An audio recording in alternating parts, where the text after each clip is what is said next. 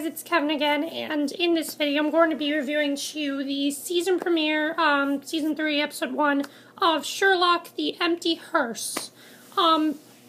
Here's the thing, I know this already, like, all 3 episodes have premiered for the UK already, and I actually was contemplating whether or not to watch those, but I figured, you know what, these are going to air on PBS eventually. Why don't I just watch them when they air? So that's ultimately what I decided to do, and you know what, that was fine, and let me just say that I absolutely love this episode. I love this show now. I've never actually seen this show, but I don't think I really had to, because really this episode was trying to, you know, they were explaining things for people who never really saw the show, and I really did enjoy this episode.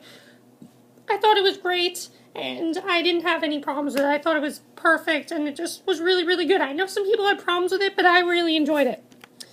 So let's first get to the whole episode. So the big thing in this episode that everyone, you know, is trying to figure out is how did Sherlock fake his death? So we start in the very beginning. We see this weird theory. Now, I knew this wasn't going to be true because just the way it was done. There's this weird dance track playing. Sherlock is telling Watson to stand somewhere, and as soon as he does that, he has this bungee cord, basically, or something. He leaps over, he kisses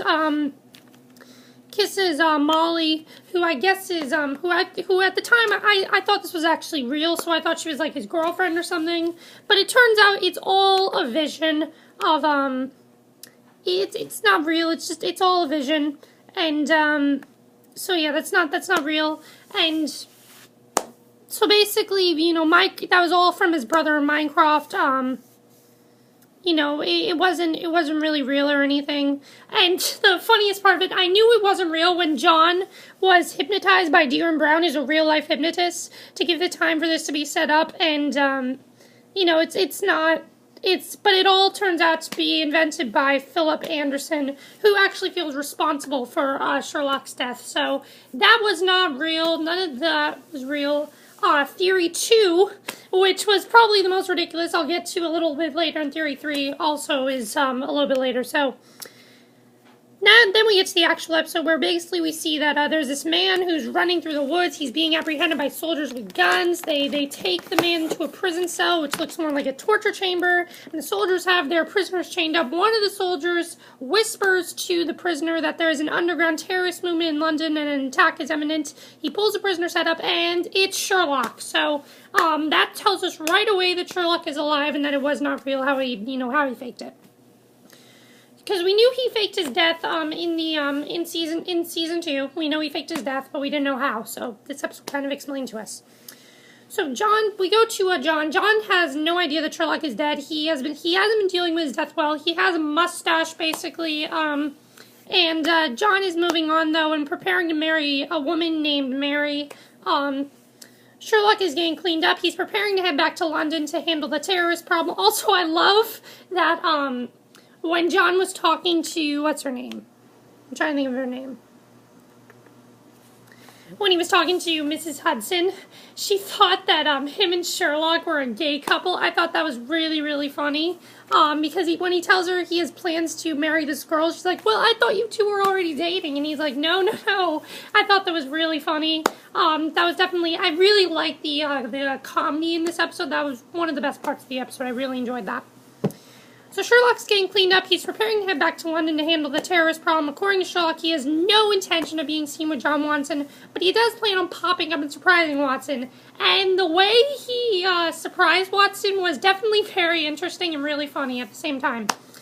Definitely, this was probably one of the funniest scenes of the whole episode, but not the funniest. I'll get to the funniest scene a little bit later, but he heads to London to pop up and surprise Watson. He goes undercover and poses as a waiter at a restaurant where John is having dinner with his girlfriend.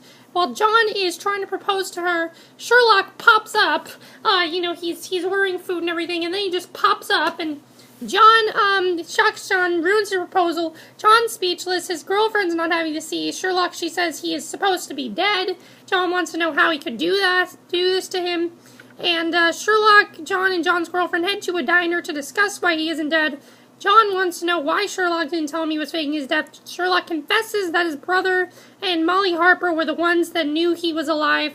John attacks him again. When they are done brawling for the second time, Sherlock confides in John that London is in danger and he needs his help. He punches him, he gives him a bloody nose, and then they leave him standing on the street corner. So pretty much John does not want to see him right now, and I thought that was really funny. He just like punched him and didn't want anything to do with him. That whole scene was just hilarious. Then Sherlock pays Greg a visit. Now, Greg is actually much more happy to see him than Watson was, and Sherlock tells him that it's time to come back to work. And I actually really like the scene of Greg and Sherlock meeting, because you can see that Greg actually is very happy that Sherlock is alive. So then we get probably the funniest scene is when the empty hearse is meeting, discussing Sherlock theories. Now, if you don't know what the empty hearse is, the empty hearse was actually one of the Sherlock books. I know each Sherlock episode is one of the Sherlock books. The Empty Hearse was all a fan theory book, basically. And the Empty Hearse is like this Sherlock fan club, basically. They're discussing theories, and the club has spent the past 2 years theorizing. And what's funny is that Sherlock has been off the air for 2 years, so they spent the past 2 years theorizing about how Sherlock Holmes isn't really dead. This one girl comes up with this ridiculous theory that the real reason that he faked his death was they got this, wooden miniature doll thing or something. Like it was a stunt double or doll or something. And then him and Moriarty went behind and they started like making out. And the guy's like, no, that's not possible. I thought that was probably the funniest scene in the episode. I'm like, what is going on here? Like that was definitely the what the fuck moment of the episode. It was absolutely hilarious, and that was probably my favorite part of the episode because of just how ridiculous it was. All the theories were really funny. And I'll get to the third one later on because we find out the third one at the end of the episode. But the second one was by far the funniest of all of them, and the one that was not plausible at all because obviously Sherlock isn't gay, Moriarty's not gay, so I don't think the second one happened. Sorry to all you people who ship Moriarty and Sherlock together, but it did not happen. That was not real. In my opinion, at least. I don't think that was real. The terror alert has been raised to critical. Sherlock and his brother Mycroft are busy arguing over the secret territories that Sherlock has returned to London to stop. Sherlock has created a photo collage of the potential terrorists and has begun tracking them. And John heads to work at the office. This was probably my favorite scene, the funniest scene in the episode, minus the fan theories. I just thought this was hilarious. Sherlock is setting up office. He begins seeing clients again. John is so stressed that there's this guy who's selling him DVDs, this crazy guy. He thinks it's Sherlock. He pulls off his hair, and he tries to pull off his hair, but it's an actual crazy guy, and he's like, oh, sorry, sir. I'm sorry about that. That was definitely probably the funniest scene of the episode, in my opinion. I just thought it was really, really funny, and I really enjoyed that scene a lot. I thought it was hilarious. Greg and Sherlock are heading underground to investigate a skeleton. Sherlock realizes that the whole skeleton is a fake. It hasn't been there for hundreds of years. Someone placed it there in the last 6 months. Sherlock pays a fan of his a visit. He has some security footage from a train station to show to Sherlock. A passenger boarded the train in Westminster, and when it arrived at the next platform, the car is empty. Sherlock recognizes the face of the vanishing passenger at the security footage. John's walking down the street as this is happening. Two men attack him and stab a needle in his neck, and John drops to the ground. So Molly Harper is working with Sherlock on the case of the disappearing train passenger. Sherlock instructs her to find maps from the train routes. Then he realizes she has an engagement ring on. She met a man through friends, and they plan to get married. And Mary's heading to Mrs. Hudson's house. When she receives a cryptic text message, she barges into the house, tells Sherlock that someone has John Watson. They run outside, hijack a motorcycle together, head to the location the text message instructed them to, arrive at the location, find a group of people gathered around a huge bonfire. They light the immense tower boards on fire, then they hear screaming. John is tied up inside the fire. This was when we really got to the actual case of the episode. Sherlock manages to pull him out of the tower of wood as the tower of wood is engulfed in flames. So the next, also we found out that Sherlock cannot read Mary. You know how he has a brain like a computer? He cannot read her for some reason, and we don't know why. We're going to probably find that out later. The next day, Watson pays Sherlock a visit. He is busy meeting with his parents. Sherlock ushers one of them out of the house before John realizes they are his parents and not clients. John is shocked by how ordinary they are. John is annoyed because he realizes his parents knew he wasn't dead either. And apparently everyone that was close to Sherlock knew he wasn't dead except for John. So John wants to know who kidnapped him, who tried to burn him alive, and Sherlock has no idea who was responsible for the attack on Watson. Sherlock confides in Watson that one of the men that he thinks is linked is the underground terrorism group. They disappeared on a train. Sherlock pulls up the security footage. He shows John that he realized that the man didn't disappear. The entire train carriage he was riding and disappeared. The driver of the train must have detached it somewhere underground. The underground terrorism group is literally being underground in a train carriage. And Sherlock realizes that the terrorist group will attack today. Parliament is meeting in London to vote on a bill that will outlaw terrorism. And John and Sherlock, they head to the train station. They think the terrorists rigged the missing train carriage with bombs, left it in a tunnel underneath the Parliament building, and the terrorists plan to bomb the Parliament building while they're voting. They head underground to locate the bomb. John wants to call police first, but Sherlock won't allow it. They get underground. It's too late. They have no cell phone service whatsoever. And the entire thing is a bomb. The seats, floor, and wall are lined with explosive. Sherlock says he has no idea how to deactivate the bomb. John and Sherlock realize they have no chance. Sherlock begs John to forgive him before the bomb goes off. And while this is happening, we get the third theory on how Sherlock could have faked his death. And that is that very complex theory. It was like those things you use for movies, like an airbag. That was the third one. So, in my opinion, out of the three, which one was the most plausible? The third one was the most plausible. Sherlock explained it. It was probably the one that was the one because Sherlock explained it, and that was the one that Sherlock thought was real. So I'm thinking that the third theory was the real one.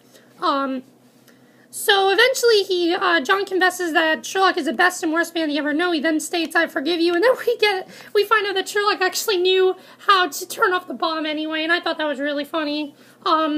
So John's kind of upset about this. The terrorist that left the train car bomb under the Parliament is preparing to leave his hotel when he is bombarded by police officers.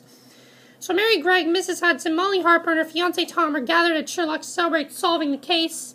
And Sherlock and Watson head outside to tell the story. Sherlock is still concerned, though, because he has no idea who tried to kill Watson. Who are the terrorists to bomb Parliament? I think the whole who tried to kill Watson thing is going to be the big plot of this season. John wants Sherlock to tell him how he faked his death. Sherlock also refuses. Again, I think the third one is the most plausible. Sherlock heads outside to mass reporters with their trusty sidekick Watson following behind him. And then we get the very end where someone is actually watching, Sherlock and Mary rescuing John from the fire. Who that is, we don't know, but it's some man with blue eyes. So overall, I really enjoyed this premiere. I thought it was a really great premiere. Let me know what you guys saw of this episode.